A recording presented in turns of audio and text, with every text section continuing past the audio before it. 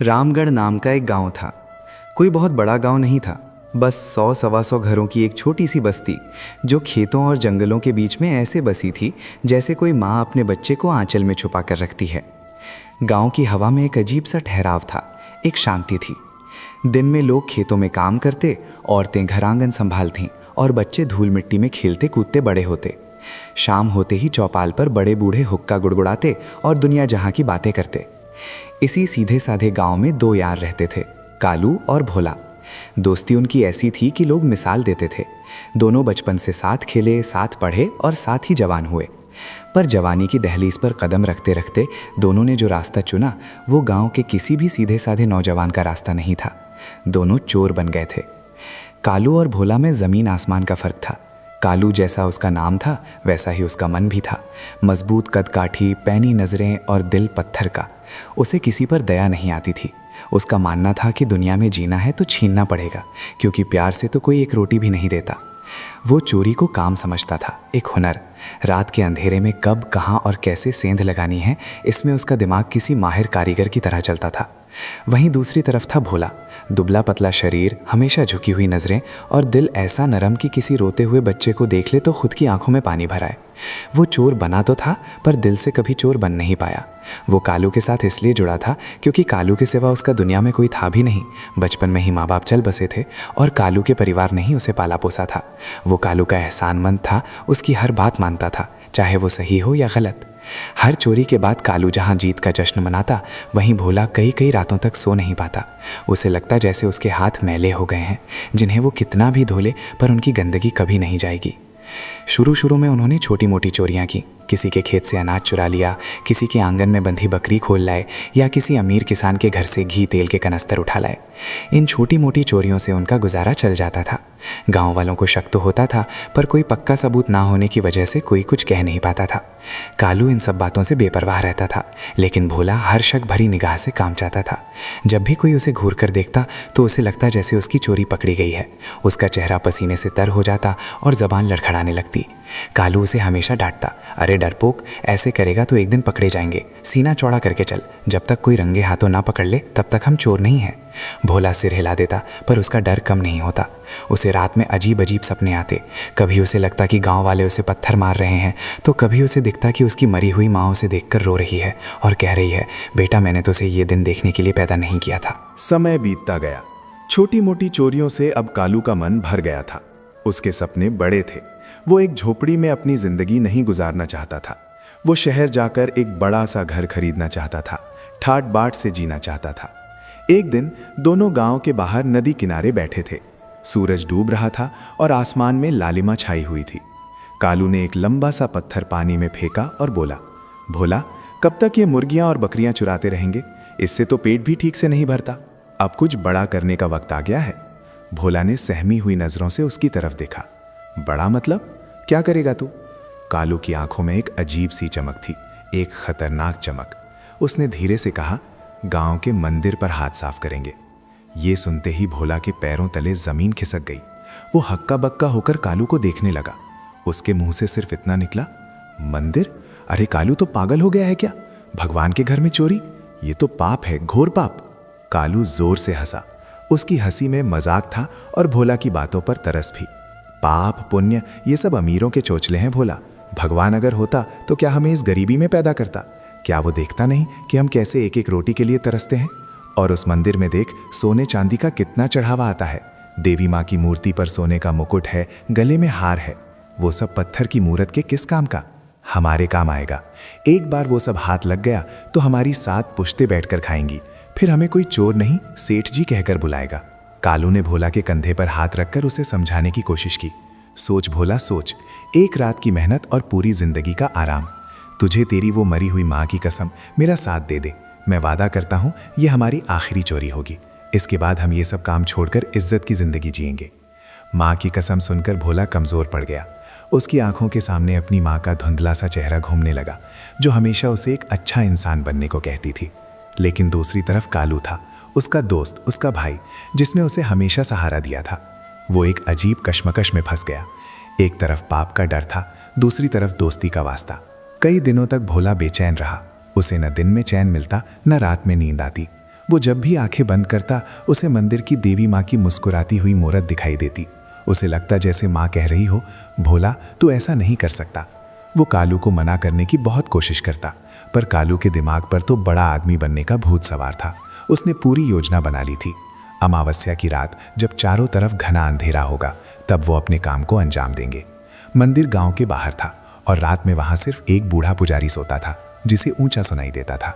कालू ने सब कुछ पता कर लिया था, कौन सा ताला कमजोर है, कौन सी खिड़की रात में खुली रहती है और भागने का सबसे सुरक्षित रास्ता कौन सा है। उसकी तैयारी देखकर भोला का दिल और भी ज्यादा डर से भर गया। उसे लगा कि अब वो इस पाप के दलदल में धंसता ही चला जाएगा और उसे बचाने वाला कोई नहीं है। आखिरकार अमावस्या की वो काली रात आ ही गई। आसमान में न चांद था न तारे। हवा भी ऐसी चुप थी जैसे किसी अनहोनी के डर से उसकी भी सांसें रुक गई हों। चारों तरफ बस झींगरों की आवाज़ गूंज रही थी जो उस खामोशी को और भी भयानक बना रही थी। कालू ने अपने कंधे पर एक मोटी रस्सी और एक लोहे की छड़ रखी। उसने भोला को इशारा किया। भोला का शरीर कांप रहा था, उसके पैर आगे बढ़ने से इनकार कर रहे थे। कालू ने उसकी हालत देखी और फुसफुसाया, डर मत, मैं हूं ना तेरे साथ, बस आंख बंद करके वो सब कर जो मैं कहूं। सुबह होने से पहले हमारी किस्मत बदल चुकी होगी। कालू के इन शब्दों में ना जाने ऐसा क्या जादू था कि भोला किसी मशीन की तरह उसके पीछे पीछे चल पड़ा। दोनों दबे पांव परछाइयों की तरह अंधेरे में खुलते हुए गांव की गलियों से निकलकर मंदिर की ओर बढ़ने लगे। हर आहट पर भोला का दिल उछलकर हलक में आ जाता। कुत्ते के भौंकने की आवाज़ भी उसे ऐसी लग रही थी जैसे कोई उसे पकड़वाने के लिए चिल्ला रहा हो। मंदिर के पास पहुंचकर दोनों एक बड़ी सी झाड़ी के पीछे छिप गए। मंदिर एकदम शांत था। अंदर सिर्फ एक दिया टिमटिमा रहा था जिसकी हल्की सी रोशनी दरवाजे की दरारों से बाहर आ रही थी। बूढ़े पुजारी के खर्राटों की आवाज़ साफ सुनाई दे रही थी। कालू ने इत्मीनान की एक सांस ली और भोला के कान में कहा, पुजारी तो घोड़े बेचकर सो रहा है, अब चल अपना काम शुरू करते हैं।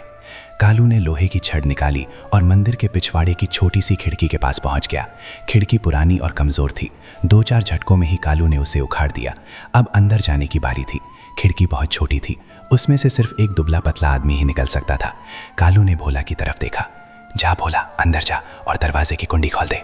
भोला कांपते हुए बोला, नहीं कालू, मुझसे नहीं होगा, मेरे पैर नहीं उठ रहे, मुझे बहुत डर लग रहा है। कालू की आंखों में गुस्सा उतर आया। उसने दांत पीसते हुए कहा, ड्रामा बंद कर अपना, अगर आज तू पीछे हटा तो कल से अपनी दोस्ती खत्म समझियो।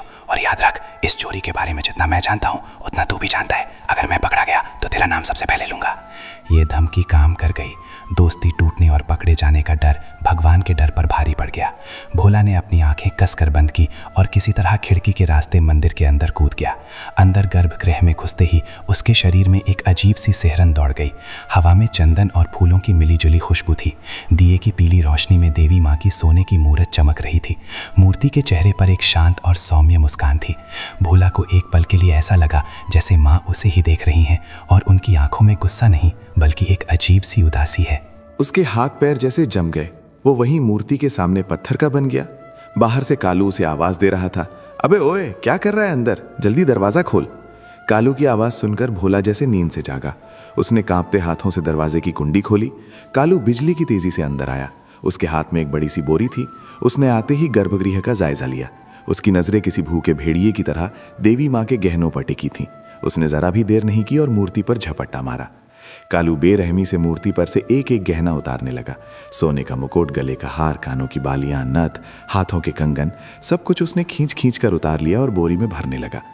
भोला ये सब अपनी आंखों से देख रहा था और उसे लग रहा था जैसे कोई उसके शरीर के टुकड़े कर रहा हो। उसे ऐसा महसूस हो रहा था जैसे देवी माँ की मूर्ति रो रही है, चीख रही है। कालू ने जब सारे गहने उतार लिए तो उसकी नज़र मूर्ति के पास रखे चांदी के बड़े से छत्र पर पड़ी। उसने उसे भी उठाकर बोरी में ठोस दिया। अब भी उसका लालच शांत नहीं हुआ था। उसने दानपेटी की तरफ देखा जो एक मोटे से ताले से बंद थी। उसने अपनी लोहे की छड़ से ताले पर जोर से वार किया। खटाक की तेज आवाज़ पूरे मंदिर में गूंज गई। आवाज़ इतनी तेज थी कि बाहर सो रहा पुजारी भी नींद में बड़बड़ा उठा। भोला का दिल तो जैसे रुक ही गया।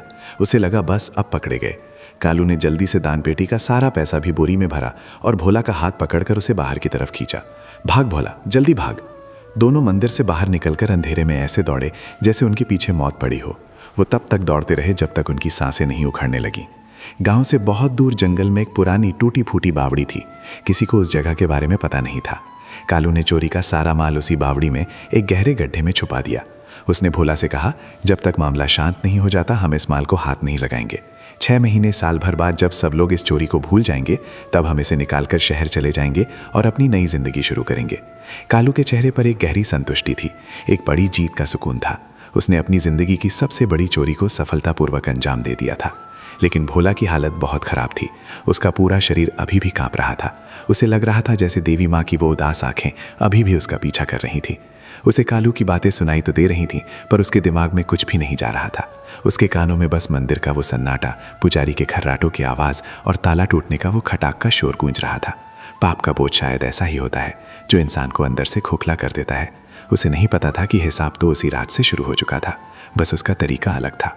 अगली सुबह जब गांव वालों को मंदिर में हुई चोरी का पता चला तो पूरे गांव में कोहराम मच गया। औरतें छाती पीट पीट कर रो रही थीं, मर्द गुस्से से लाल पीले हो रहे थे। देवी माँ की मूर्ति, जो हमेशा सोने के गहनों से लदी रहती थी, आज एक साधारण पत्थर की मूरत लग रही थी। ऐसा लग रहा था जैसे किसी ने गांव की इज्जत लूट ली हो, उनका विश्वास तोड़ दिया हो। बूढ़ा पुजारी तो सदमे में आ गया था। वो बार बार एक ही बात दोहरा रहा था, देवी माँ ने मुझे माफ़ नहीं किया, मैं रखवाली नहीं कर सका, घोर अनर्थ हो दिया, घोर अनर्थ। लोगों का गुस्सा चोरों पर फूट रहा था। हर कोई बद्दुआ दे रहा था, जिसने भी ये पाप किया है वो कभी सुखी नहीं रहेगा, उसके हाथ गल जाएंगे, वो कीड़े पड़कर मरेगा, देवी माँ अपना इंसाफ खुद करेंगी। ये सारी बातें कालू और भोला भी भीड़ में खड़े होकर सुन रहे थे। कालू के चेहरे पर शिकन तक नहीं थी। वो तो मन ही मन हंस रहा था कि इन बेवकूफ़ों को क्या पता, इनकी देवी माँ के गहने तो अब उसकी मुट्ठी में है। लेकिन भोला का कलेजा हर बद्दुआ के साथ मुंह को आ रहा था। उसे लग रहा था कि ये सारे शब्द तीर बनकर सीधे उसके सीने में लग रहे हैं। उसका जी मिचलाने लगा और वो भीड़ से निकलकर अपने घर की ओर भाग गया। उस दिन के बाद से भोला की दुनिया ही बदल गई। अब रातें उसके लिए सबसे बड़ी दुश्मन बन गई थी। जैसे ही वो आंखें बंद करता, उसे मंदिर का वो दृश्य दिखाई देने लगता।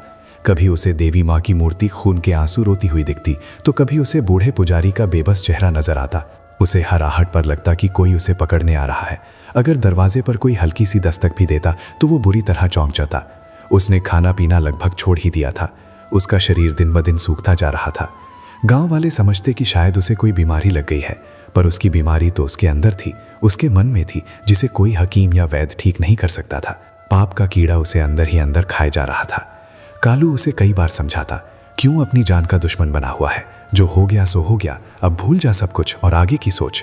कुछ ही महीनों की तो बात है, फिर देख हम कैसे राजाओं की तरह जिएंगे। पर भोला के लिए कुछ भी भूलना मुमकिन नहीं था। वो चोरी उसके दिमाग पर एक अमिट दाग की तरह छप चुकी थी। वहीं दूसरी ओर कालू की जिंदगी में कोई फर्क नहीं आया था। वो पहले की तरह ही खाता पीता हंसता बोलता। वो बड़ी सब्र के साथ वक्त गुजरने का इंतजार कर रहा था। उसे लगता था कि उसने बहुत चालाकी से अपना काम किया है और उसे कोई नहीं पकड़ सकता। वो अक्सर रात में चुपके से उस बावड़ी के पास जाता और गड्ढे में हाथ डालकर उस बोरी को छूकर तसल्ली कर लेता कि उसका खजाना सुरक्षित है। उस खजाने का एहसास उसे एक अजीब सी ताकत देता था। वो गांव के सरपंच और जमींदार को भी अब हे दृष्टि से देखता था। मन ही मन सोचता, कुछ महीने और रुक जाओ, फिर तुमसे ज्यादा पैसा मेरे पास होगा। उसे ना तो पाप का कोई डर था, ना ही भगवान का कोई खौफ। उसके लिए पैसा ही भगवान था और वो भगवान अब उसकी पहुंच में था। उसे लगता था कि भोला बेकार में ही डर रहा है। हिसाब किताब, पाप पुण्य, ये सब कमज़ोर लोगों की बातें हैं। ताकतवर आदमी तो अपनी किस्मत खुद लिखता है और उसने अपनी किस्मत सोने से लिख दी थी। वो नहीं जानता था कि किस्मत लिखने वाली कलम किसी और के हाथ में होती है और वो जब हिसाब लेने पर आता है तो बड़ी बड़ी ताकतें भी धूल चाटने लगती हैं। उसका हिसाब भी शुरू होने वाला था, बस उसका तरीका भोला से बिल्कुल अलग होने वाला था। महीने गुजरने लगे, 1 महीना, 2 महीने, फिर 4 महीने। गांव में धीरे धीरे चोरी की बात पुरानी पड़ने लगी थी। लोग अपने अपने कामों में लग गए थे, लेकिन एक टीस सबके मन में रह गई थी। मंदिर अब वैसा नहीं लगता था, उसमें से जैसे आत्मा ही निकल गई हो। पर जिंदगी तो चलती रहती है, सो गांव की जिंदगी भी अपनी धीमी चाल से आगे बढ़ रही थी। लेकिन 2 लोगों के लिए वक्त जैसे उसी अमावस्या की रात में ठहर गया था। भोला के लिए हर दिन उस रात की सजा बनकर आता था और कालू के लिए हर दिन उस खजाने के पास जाने का इंतजार बनकर। भोला का हाल दिन ब दिन बिगड़ता जा रहा था। उसका हंसना बोलना तो कब का बंद हो चुका था। अब तो उसने घर से निकलना भी छोड़ दिया था। वो बस अपनी झोंपड़ी के एक अंधेरे कोने में गुमसुम बैठा रहता और दीवारों को घूरता रहता। उसे हर जगह हर चीज़ में देवी माँ की आंखें दिखाई देती थीं, जो चुपचाप उसे देखती रहती। कभी कभी वो आधी रात को चीख मारकर उठ बैठता। उसे सपने में दिखता कि हजारों सांप उसे डस रहे हैं या वो एक गहरे कुएं में गिरता चला जा रहा है जिसका कोई अंत नहीं है। उसका शरीर सूख कर कांटा हो गया था, गाल पे चक गए थे, आंखें अंदर धंस गई थी और उन धसी हुई आंखों में हर वक्त एक अनजाना सा खौफ तैरता रहता था। गांव के लोग जब उसे कभी कभार देखते तो अफसोस करते। कोई कहता बेचारे को किसी की नज़र लग गई है, कोई कहता लगता है कोई भूत प्रेत का साया है। उसकी हालत देखकर औरतें अपने बच्चों को उसकी परछाई से भी दूर रखती थीं। कालू उसे देखता तो उसे गुस्सा भी आता और तरस भी। वो अक्सर उसके लिए खाना लेकर आता और ज़बरदस्ती उसके मुंह में 2-4 निवाले ठूस देता। क्या हाल बना रखा है अपना, अरे मर्द बन मर्द, ऐसे कमज़ोर पड़ेगा तो कैसे चलेगा। भूल जाओ उस रात को, वो एक बुरा सपना था जो गुजर गया। भोला कोई जवाब नहीं देता, बस खाली खाली नज़रों से उसे देखता रहता। उसकी खामोशी कालू को चुभती थी। उसे डर लगता था कि कहीं भोला अपनी इस हालत में किसी के सामने सच ना उगल दे।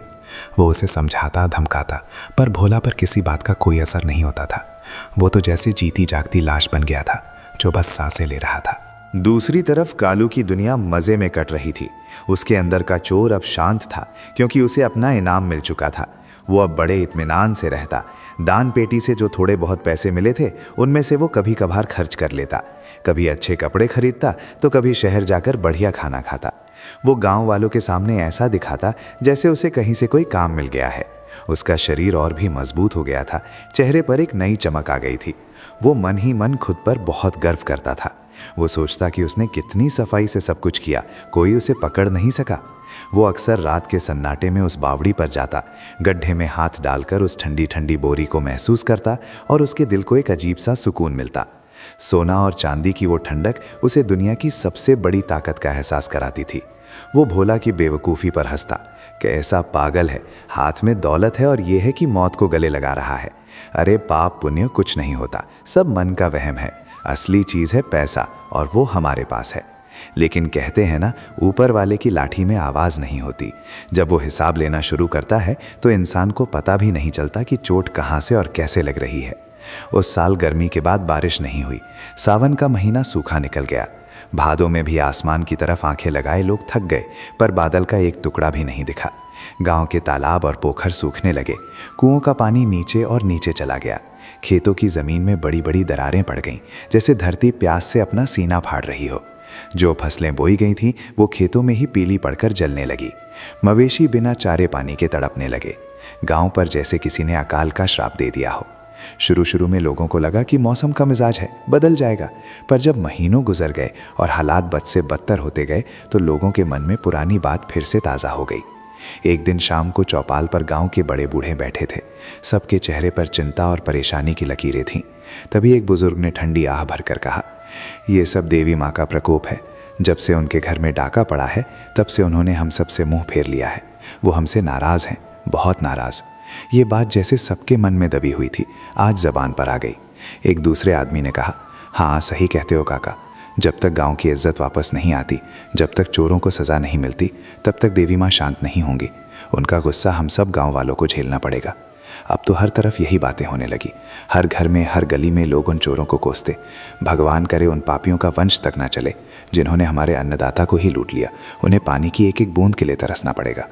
हर जबान से निकलती बद्दुआ हवा में घुल रही थी और पूरे गांव के माहौल को और भी भारी बना रही थी। ये बातें जब भोला के कानों में पड़ती तो उसे लगता जैसे कोई पिघला हुआ सीसा उसके कानों में डाल रहा हो। उसे अब यकीन हो गया था कि गांव की इस बर्बादी का जिम्मेदार वही है। उसकी वजह से पूरा गांव सजा भुगत रहा है। प्यासे बच्चे, भूखे जानवर, किसानों के सूखे खेत, ये सब उसे अपने पाप का नतीजा लगते। अब उसका डर और भी बढ़ गया था। उसे लगता था कि गांव का हर आदमी, हर औरत, हर बच्चा उसे जानता है। वो उसे देख तो नहीं पा रहे पर महसूस कर रहे हैं। उसे लगता है कि वो जहां भी पैर रखता है वहां की जमीन और भी ज्यादा सूख जाती है। जिस हवा में वो सांस लेता है वो और भी गर्म हो जाती है। वो अब खुद से ही नफरत करने लगा था। एक रात वो कालू के पास गया। कालू अपनी झोपड़ी के बाहर चारपाई पर लेटा आसमान को देख रहा था। भोला की हालत देखकर वो चौंक गया। ऐसा लग रहा था जैसे कोई चलता फिरता कंकाल उसके सामने खड़ा हो। भोला ने कांपती हुई आवाज में कहा, कालू, मुझसे और बर्दाश्त नहीं होता। ये पाप मुझे खा जाएगा। देख, पूरा गांव हमारी वजह से तबाह हो रहा है। बच्चे पानी के लिए रो रहे हैं। देवी माँ हमसे बदला ले रही हैं। कालू कालू उठकर बैठ गया। उसके चेहरे पर झुंझलाहट थी। फिर वही रोना शुरू कर दिया तूने। कितनी बार कहा है ये सब मौसम का खेल है। बारिश नहीं हुई तो इसमें हमारा क्या कसूर। और तुझे इतनी ही दया आ रही है उन लोगों पर तो याद कर, जब हम भूखे मर रहे थे तो इनमें से कौन हमें एक रोटी देने आया था? कोई नहीं। सब अपनी अपनी दुनिया में मस्त थे। अब भुगतने दे इनको। हमें क्या, हमारे पास तो इतना कुछ है कि हम 10 गांव खरीद सकते हैं। भोला लगभग गिड़गिड़ाने लगा। नहीं कालू, नहीं, तू समझ नहीं रहा है। ये दौलत नहीं जहर है, ये हमें जिंदा चला देगा। मेरी बात मान, चल वो सारा सामान वापस मंदिर में रखाते हैं। हम देवी माँ से माफी मांग लेंगे, वो दयालु हैं, वो हमें माफ कर देंगी। गांव भी बच जाएगा। ये सुनना था कि कालू आग बबूला हो गया। वो खड़ा हुआ और भोला का गला पकड़ लिया। तेरा दिमाग खराब हो गया है क्या? माफी मांग लेंगे? अरे बेवकूफ, जैसे ही हम वो सामान लेकर बाहर निकलेंगे गांव वाले हमें मार मार कर अधमरा कर देंगे। और वो दौलत, वो मेरी जिंदगी की कमाई है। मैंने अपनी जान पर खेलकर उसे हासिल किया है, उसे मैं वापस नहीं दूंगा, चाहे पूरी दुनिया ही क्यों न जलकर राख हो जाए। कालू ने उसे जोर से धक्का दिया। भोला जमीन पर गिर पड़ा। आज के बाद अगर तूने मुझसे ये बात दोबारा कही तो मैं तुझे जिंदा जमीन में गाड़ दूंगा। और कान खोलकर सुन ले, अगर तेरा मुंह कहीं और खुला तो सबसे पहले तू ही मरेगा। कालू की आंखों में वहशी बन था, लालच की आग थी। भोला समझ गया कि अब कालू इंसान नहीं रहा, वो उस खजाने का गुलाम बन चुका है। एक ऐसा शैतान जिसे किसी के आंसुओं या किसी की तकलीफ से कोई फर्क नहीं पड़ता। उस रात भोला चुपचाप अपनी झोपड़ी में लौट आया। उसके दिल में जो थोड़ी बहुत उम्मीद बची थी वो भी टूटकर बिखर गई। उसे समझ आ गया था कि इस पाप का बोझ उसे अकेले ही उठाना होगा और शायद मरते दम तक उठाना होगा। उधर कालू के मन में एक नया डर बैठ गया था, भोला का डर। उसे लगने लगा था कि भोला किसी भी दिन टूट सकता है और सारा राज खोल सकता है। वो अब भोला को अपने रास्ते का सबसे बड़ा कांटा समझने लगा था। ये जिंदा रहा तो मुझे मरवा देगा, वो मन ही मन सोचता।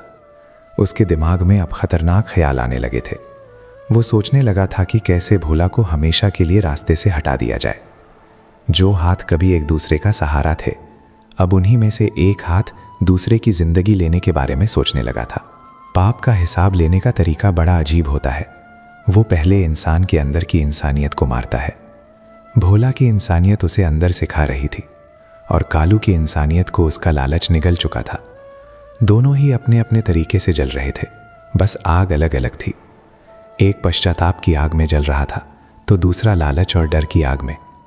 और ये आग अभी और भड़कने वाली थी, इतनी भड़कने वाली थी कि सब कुछ जलाकर राख कर देने वाली थी। अकाल गहराता जा रहा था। गांव में अब पीने के पानी का संकट भी खड़ा हो गया था। इकलौता कुआं जिसमें थोड़ा बहुत पानी बचा था, उस पर सुबह से शाम तक भीड़ लगी रहती। लोग एक एक बाल्टी पानी के लिए घंटों इंतजार करते। जानवरों की हालत तो और भी खराब थी। रोज कोई ना कोई गाय या भैंस प्यास से दम तोड़ देती। गांव में एक अजीब सी उदासी और निराशा छा गई थी। लोगों ने अब हंसना बोलना भी छोड़ दिया था। हर चेहरे पर सिर्फ एक ही सवाल होता, ये सब कब खत्म होगा। इस माहौल में कालू का सब्र भी जवाब देने लगा था। साल भर पूरा होने में अभी भी कुछ महीने बाकी थे, लेकिन वो अब और इंतजार नहीं करना चाहता था। गांव की ये मनहूसियत, लोगों के ये उतरे हुए चेहरे और भोला का बढ़ता हुआ पागलपन, ये सब मिलकर उसे परेशान कर रहे थे। उसे लगता था कि वो इस गांव में एक पल और रहा तो वो खुद पागल हो जाएगा। उसने फैसला कर लिया, वो अब और नहीं रुकेगा। वो जल्द से जल्द अपना खजाना लेकर इस नर्क जैसे गांव से हमेशा के लिए चला जाएगा। लेकिन एक समस्या थी, भोला। कालू जानता था कि वो अकेले इतना सारा सोना चांदी लेकर शहर नहीं जा सकता। उसे भोला की मदद की जरूरत पड़ेगी। पर भोला की जो हालत थी, उसे देखकर कालू को डर लगता था। वो जानता था कि अगर उसने भोला को अपने साथ ले जाने की बात की तो वो कभी राजी नहीं होगा। वो फिर से वही पाप पुण्य का रोना रोने लगेगा। कालू के दिमाग में एक शैतानी योजना ने जन्म लिया। उसने सोचा कि वो भोला से कहेगा कि हम दोनों मिलकर ये सारा सामान वापस देवी माँ के चरणों में रखने जा रहे हैं। ये सुनकर भोला जरूर मान जाएगा। और जैसे ही वो दोनों खजाना लेकर जंगल में निकलेंगे, वो उसे रास्ते में ही ठिकाने लगा देगा। उसका काम भी हो जाएगा और रास्ते का कांटा भी हमेशा के लिए हट जाएगा। इस ख्याल के आते ही कालू की आंखों में एक क्रूर चमक आ गई।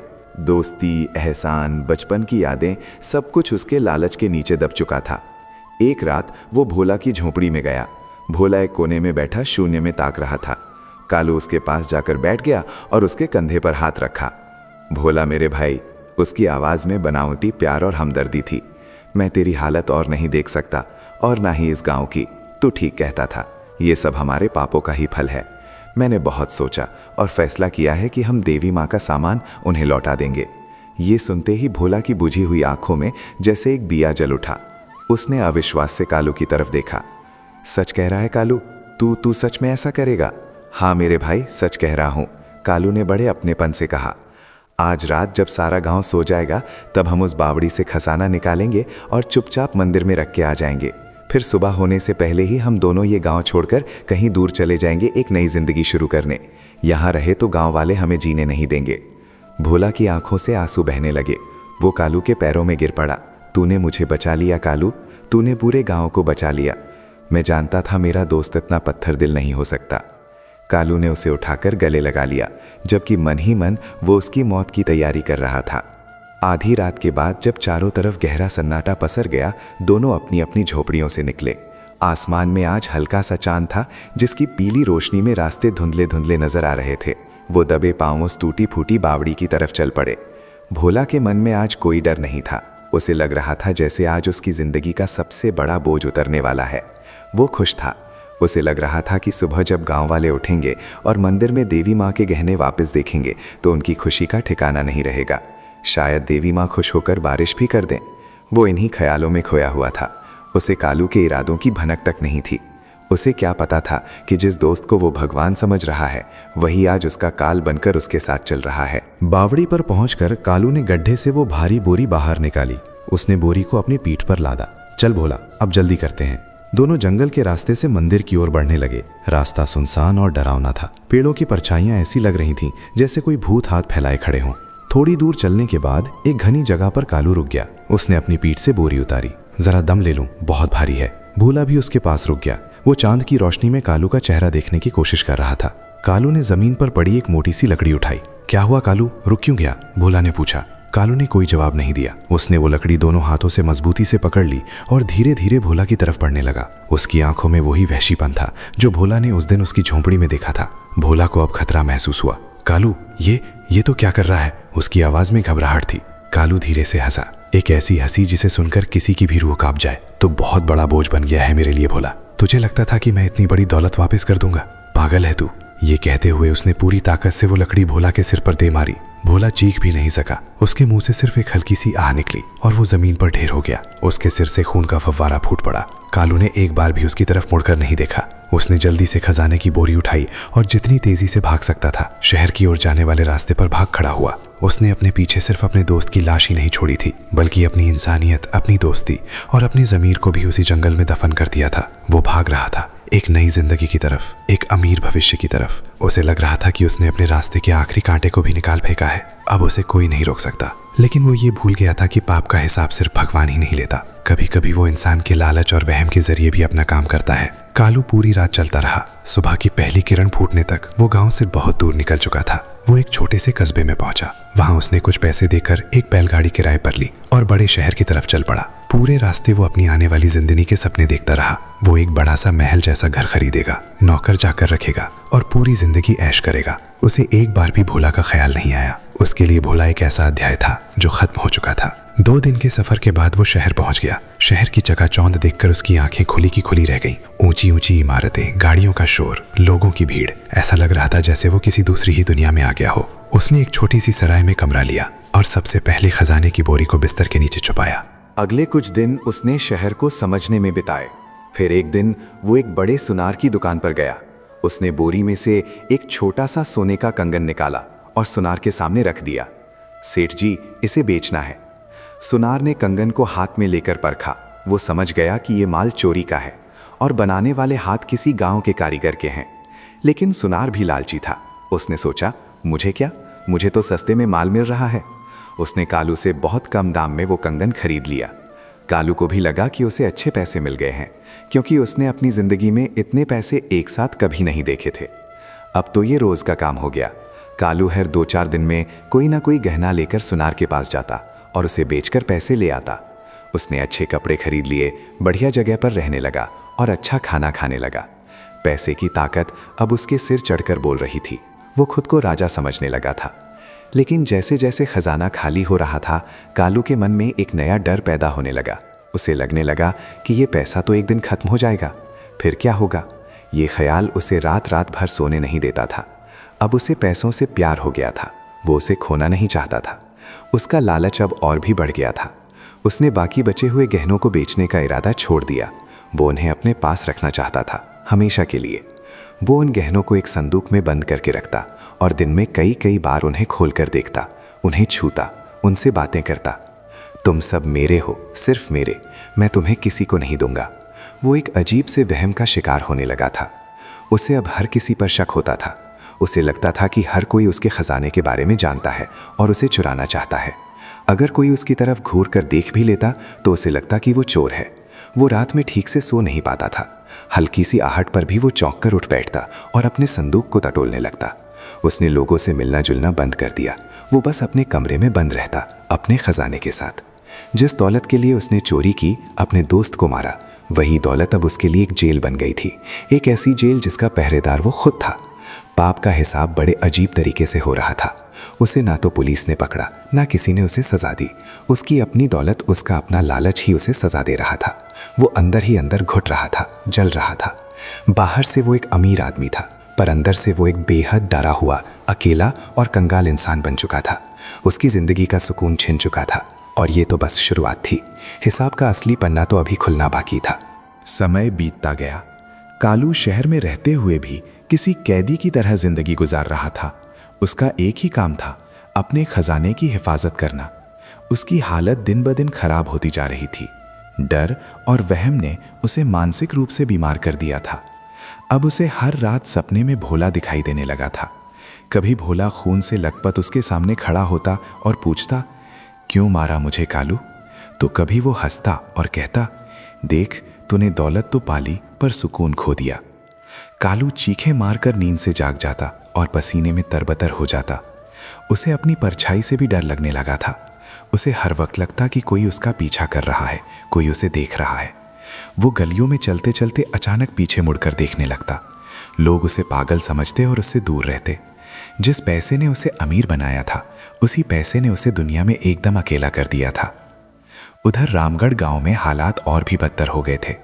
अकाल ने गांव को पूरी तरह उजाड़ दिया था। ज्यादातर लोग अपने मवेशियों और घरों को छोड़कर दूसरे गांवों या शहरों की तरफ पलायन कर गए थे। जो थोड़े बहुत लोग बचे थे, वो भी जिंदा लाश की तरह थे। गांव एक भुतहा जगह बन गया था, जहां सिर्फ सन्नाटा और मायूसी पसरी रहती थी। एक दिन कुछ लकड़हारे जंगल में लकड़ियां काटने गए। बावड़ी के पास उन्हें बहुत तेज बदबू आई। जब उन्होंने पास जाकर देखा तो उनके होश उड़ गए। झाड़ियों के बीच एक नर कंकाल पड़ा था, जिसके कपड़े बुरी तरह सड़ चुके थे। खबर पूरे गांव में आग की तरह फैल गई। कपड़ों के कुछ टुकड़ों से लोगों ने पहचान लिया कि वो लाश भोला की थी। सबको ये समझने में देर नहीं लगी कि मंदिर की चोरी में कालू और भोला दोनों का हाथ था, और खजाने के बंटवारे को लेकर कालू ने भोला को मार डाला और खुद सारा माल लेकर भाग गया। अब गांव वालों का बचा खुचा शक भी यकीन में बदल गया। उन्हें अब पक्का यकीन हो गया कि गांव पर जो मुसीबत आई है वो उन्हीं दोनों पापियों की वजह से है। बूढ़े पुजारी ने रोते हुए कहा, भोला को तो उसके पाप की सजा मिल गई, देवी माँ ने उसका एहसान कर दिया, लेकिन वो असली पापी कालू, जब तक उसे सजा नहीं मिलेगी तब तक हमारा गांव आबाद नहीं होगा। लोगों के मन में कालू के लिए नफरत का लावा उबल रहा था। हर कोई उसे बद्दुआ दे रहा था। वो जहां भी होगा कीड़े पड़कर मरेगा, उसे पानी की एक बूंद भी नसीब नहीं होगी। शहर में कालू की हालत अब पागलों जैसी हो गई थी। उसका खाना पीना छूट गया था। वो बस अपने कमरे में उस संदूक से लिपट कर बैठा रहता। उसे अब हर वक्त ऐसा लगता कि उसके हाथ और पैरों में कीड़े रेंग रहे हैं। वो जोर जोर से अपने शरीर को खुजलाता, पर उसे आराम नहीं मिलता। उसे हर चीज़ में भोला का खूनी चेहरा नजर आता। पानी पीता तो उसे पानी में खून दिखता। रोटी खाता तो रोटी उसे भोला के मांस का टुकड़ा लगती। वो चीखता चिल्लाता, मुझे माफ़ कर दे भोला, मुझे छोड़ दे। उसकी चीखें सुनकर सराय का मालिक और दूसरे लोग इकट्ठा हो जाते। वो उसे पागल समझकर उस पर हंसते। एक दिन उसकी हालत बहुत ज़्यादा बिगड़ गई। उसे तेज़ बुखार चढ़ गया और वो बिस्तर पर पड़ गया। वो बुखार में बड़बड़ाता रहता, खजाना, मेरा खजाना, कोई इसे नहीं ले सकता। भोला, मैंने नहीं मारा, वो खुद मर गया। उसकी हालत देखकर सराय के मालिक को शक हुआ।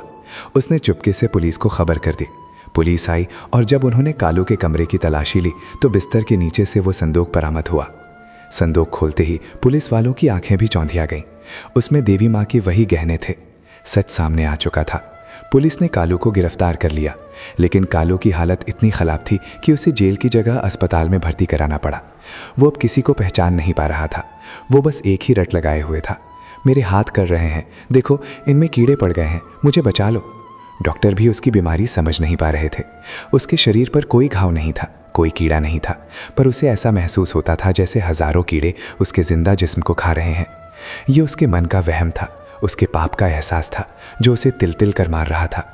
कुछ ही दिनों में अस्पताल के बिस्तर पर पड़े पड़े कालू ने तड़प तड़प कर दम तोड़ दिया।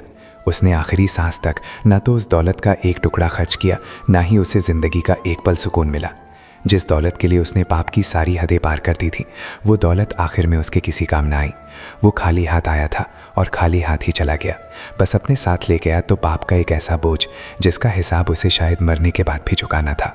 जब कालू की मौत और खजाना मिलने की खबर रामगढ़ गांव पहुंची तो लोगों ने देवी मां का जयकारा लगाया। उन्हें यकीन हो गया कि देवी मां ने अपना इंसाफ कर दिया है। पुलिस ने मंदिर के सारे गहने बूढ़े पुजारी को वापस सौंप दिए। जिस दिन वो गहने वापस मंदिर में लाए गए और देवी मां की मूर्ति को फिर से सजाया गया, उस दिन एक चमत्कार हुआ। कई महीनों से सूखे पड़े आसमान में अचानक काले काले बादल घेराए, ठंडी हवाएं चलने लगीं और फिर जोरों की बारिश शुरू हो गई। ऐसी बारिश जैसे आसमान फट पड़ा हो। सूखी धरती ने जी भरकर पानी पिया। गांव के सूखे तालाब और पोखर लबालब भर गए। लोगों की आंखों से खुशी के आंसू बह रहे थे। वो बारिश में भीग रहे थे, नाच रहे थे और एक दूसरे को गले लगा रहे थे। उन्हें लग रहा था जैसे देवी मां ने उन्हें माफ कर दिया है और आज वो खुद अपने आंसुओं से गांव के पापों को धो रही हैं।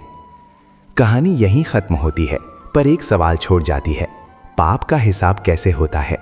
क्या कोई ऊपर बैठकर बही खाता लिखता है, या इंसान का अपना ज़मीर, उसका अपना लालच और उसका अपना डर ही उसका सबसे बड़ा हिसाब करने वाला बन जाता है? कालू और भोला की कहानी तो यही बताती है कि पाप एक ऐसा बीज है जिसे बोता तो इंसान है, पर उसकी फसल कब, कहाँ और कैसे काटनी पड़ेगी ये कोई नहीं जानता। भोला को उसकी सज़ा मौत के रूप में मिली तो कालू को जिंदगी में ही नर्क भोगना पड़ा। हिसाब दोनों का हुआ, बस तरीका अलग अलग था। और शायद यही कुदरत का तरीका है पाप का हिसाब लेने का। वो किसी को जल्दी तो किसी को देर से, पर हर किसी को उसके किए का फल जरूर देती है। और जब वो देती है तो कोई कहीं भाग नहीं सकता। रामगढ़ गांव धीरे धीरे फिर से बसने लगा। खेतों में फिर से हरियाली लौट आई। लेकिन कालू और भोला की कहानी गांव के लोगों के लिए एक सबक बन गई। एक ऐसी कहानी जो पीढ़ियों तक सुनाई जाती रही, ये याद दिलाने के लिए कि पाप का रास्ता हमेशा तबाही की ओर ही जाता है और उसका हिसाब एक दिन जरूर होता है, चाहे इस दुनिया में हो या उस दुनिया में।